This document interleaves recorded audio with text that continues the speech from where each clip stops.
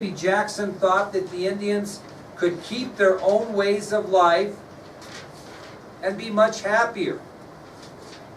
And because of his beliefs, Congress passed the Indian Resettlement Act of 1830.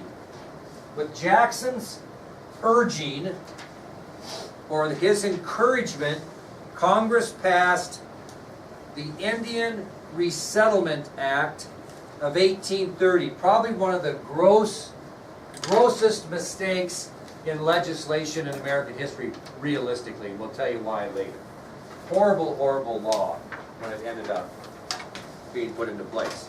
So with Jackson's encouragement, Congress passed the Indian Resettlement Act of 1830.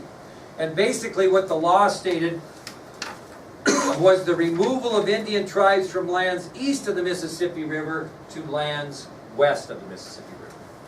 It was now a law that they would move these Indian tribes that lived east of the Mississippi River west. Now, that would be wonderful if what? If the Indians wanted to do that. If the Indians had the same philosophy of Jackson, that, God, we'll be much better off and we'll be able to, have our own way of life. God, that would have been a wonderful thing. The problem was they didn't believe that. Did they want to be uprooted from their lands that their ancestors had lived on? Way before we ever got here, right? So they resisted. They resisted. And the first Indian tribes to resist the Indian Resettlement Act were the Sauk and the Fox Indian that lived on the Wisconsin-Illinois border. The Sauk and the Fox Indians lived right here on the Illinois border. Okay? So the Sauk and the Fox Indians lived on the Wisconsin-Illinois border. They were the first Indian tribes to resist. Now, when they resisted, what did Jackson do? Sent in what? Military. And the clash between the military and those Indian tribes became known as the Black Hawk War. And it occurred in 1832. So because of the resistance of the Sauk and Fox Indians, military forces moved in against the two tribes in 1832. It was in what was known as the Black Hawk War. Why do they call it the Black Hawk War, do you think? That's right. An Indian chief by the name of Black Hawk led his Indians against the military in battle. So Indian chief Black Hawk and his tribes fought bravely and skillfully, but they were soon overwhelmed by those military forces and forced to go to Indian territory, which was where, Cody? Where's Indian territory now? West of the Mississippi River. So in the Black Hawk War in 1832, Chief Black Hawk and the Sauk and Fox Indians fought as hard as they could, but were soon overcome by the military and were placed in what we know as Indian territory west of the Mississippi. Did all Indian tribes resist? No. Back in the southeastern part of the United States, there were Indian tribes who began to adopt the white man's way of life. They didn't want to fight it anymore. They said, hey, we'll give up our way of life and we'll adapt to the white man's way of life. Now these Indian tribes that chose to do that are familiar ones we've talked about. The Creek, I don't know if you need to write this down, but the Creek, the Choctaw, the Chickasaw, the Cherokee, and Seminole. We talked about it before, right? Those five tribes, the Creek, Choctaw, Chickasaw, Cherokee, and Seminole, decided they would try to adopt the white man's way of life, and those five tribes became known as the Five Civilized Tribes. Ever watched Outlaw Josie Wales? Anybody seen that movie? You remember when the old Indian chief said, I was part of the Five Civilized Tribes? If you watch it again, you'll catch that. Okay. Yeah, because he came from the east, and ended up over there with Josie. How many people have seen the outlaw Josie Wales? Not many of you. It's a great show. He always spits on him when he Yeah. kills them. Well, and then we're going to talk about that when we get to the Civil War, because he was one of those guys at the end of the Civil War that refused to surrender. It all ties in with the Civil War and that type of thing. But anyway, the Indian tribes that decided they would just capitulate and adopt the white man's way of life were the 5 civilized tribes. Now, even though that these 5 tribes agreed to adopt the white man's way of life, they were asked to sign removal treaties that would say, yes, we will agree to move to lands west of the Mississippi. They tried to get these tribes to sign these treaties that said they would willingly move west. And even though they said, hey, we get it, we're going to adapt to the white man's way of life, Jackson would have much rather they adapted to the white man's way of life. Where? West of the Mississippi. So these tribes were approached and asked to sign this removal treaty that stated they would agree to move peacefully west. Well, 3 of those 5 Indian tribes agreed. 3 of the 5, and I'll tell you which 3. So by the end of 1833, 3 of those 5 Indian tribes agreed to sign those removal treaties and move west. Okay? 2 will refuse to sign, although they've agreed to adapt the white man's way of life. The 3 that signed the treaties are the Creeks, the Choctaws, that would be Choctaws, and the Chickasaws, which was Chickasaws.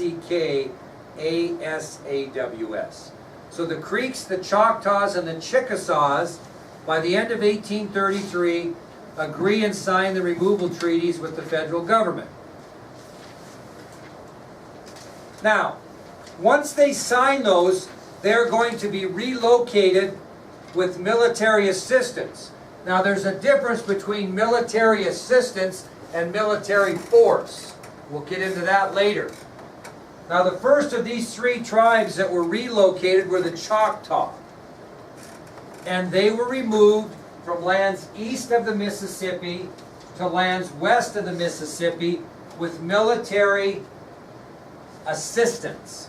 They just went with them and made sure they got there.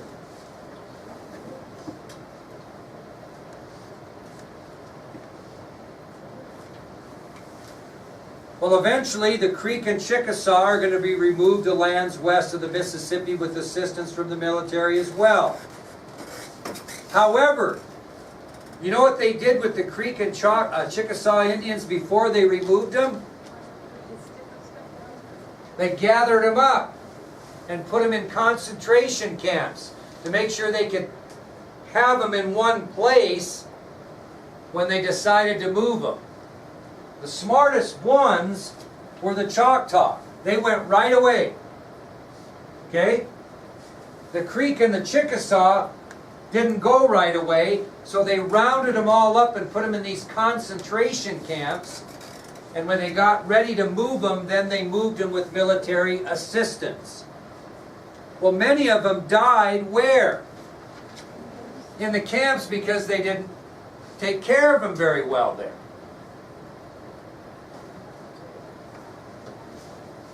So again, the first of the tribes to be relocated were the Choctaw, who were removed with military assistance.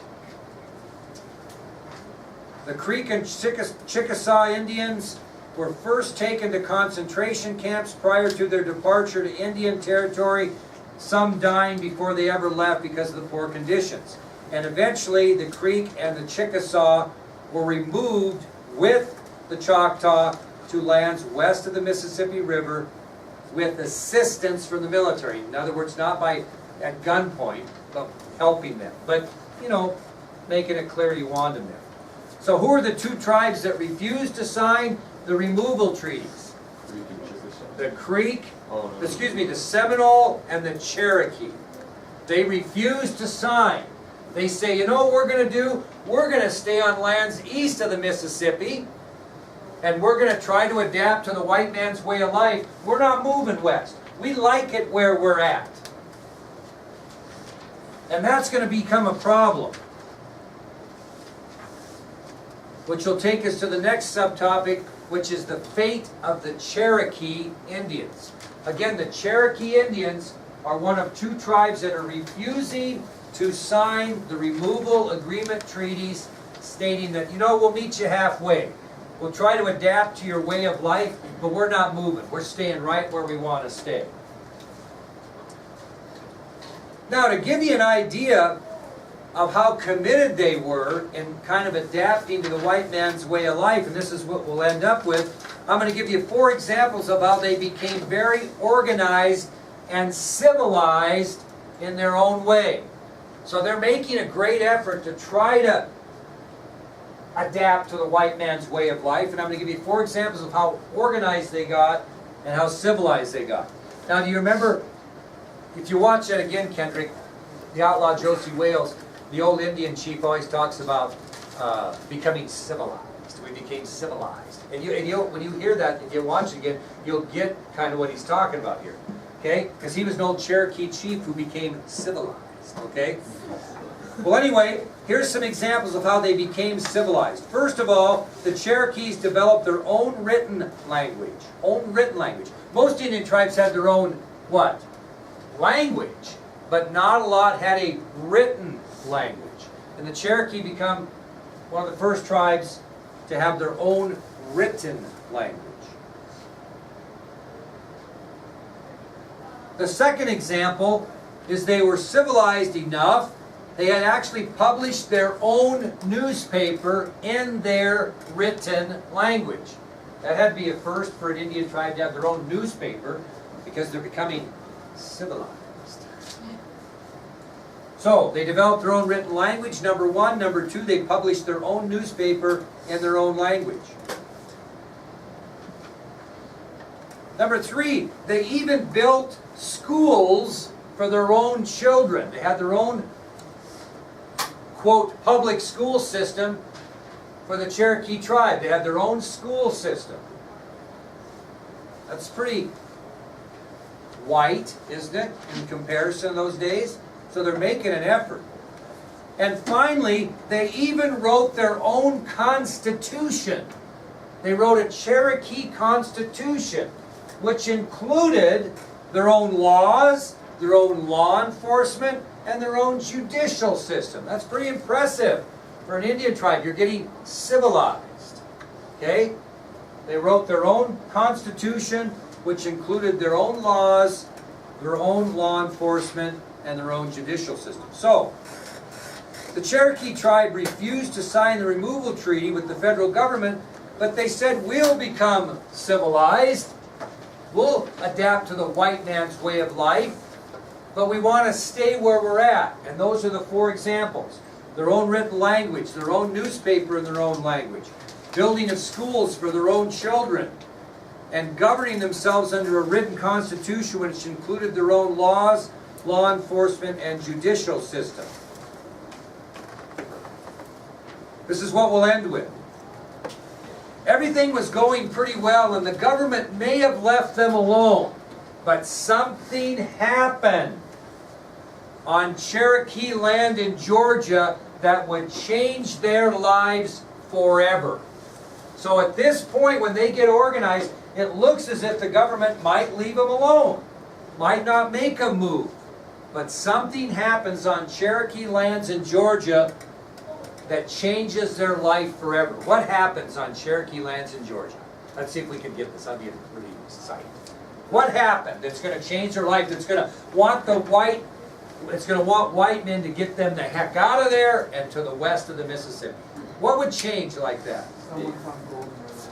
That's exactly right. Gold was discovered on Cherokee land in Georgia, and all of a sudden, white settlers wanted to swarm in that area, and who did they not want there?